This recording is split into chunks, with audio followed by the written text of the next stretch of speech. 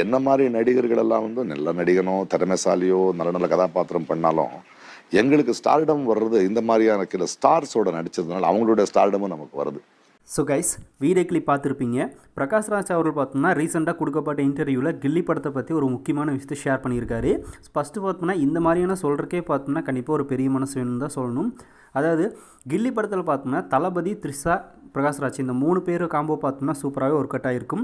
மிக முக்கியமாக ஹீரோக்குண்டான அந்த வில்லனிசம் இருந்தால் தான் படம் பார்த்தோம்னா ஹிட் ஆகும், எந்த ஒரு படமாக இருந்தாலும். ஸோ அந்த மாதிரி பார்த்தோம்னா இந்த படத்தில் பிரகாஷ் ராஜ் அவர்களுக்கு ஒரு சூப்பரான ரோல் பார்த்தோம்னா கொடுத்துருப்பாரு தரணி அவர்கள்.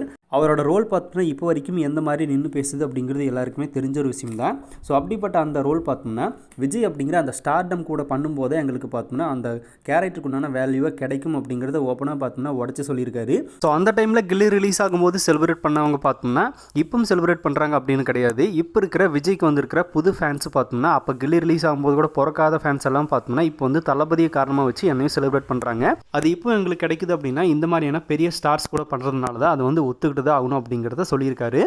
ஏன்னா என்னோட கேரக்டருக்கு உண்டான வேல்யூ பார்த்தோம்னா அந்த படத்தில் அதிகமாக இருக்குது. அதனால் நானும் அந்த படத்துக்கு ஒரு மிக முக்கியமான காரணம் அப்படின்னு மாதிரி பார்த்தோம்னா நிறைய பேர் சுயநலமாக பேசுவாங்க.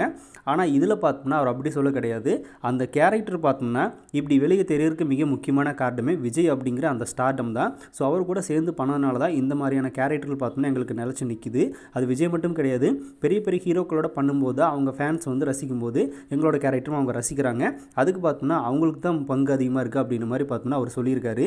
ஸோ இதுக்கே பார்த்தோம்னா பிரகாஷ் ராஜ் அவர்களுக்கு ஒரு மிகப்பெரிய ஹேட்ஸ்அப் அப்படின்னு தான் சொல்லணும். கில்லி படத்தில் நிஜமாலுமே பிரகாஷ் ராஜ் பார்த்தோம்னா படத்தோட இன்னொரு பாதி அப்படின்னு தான் சொல்லணும்.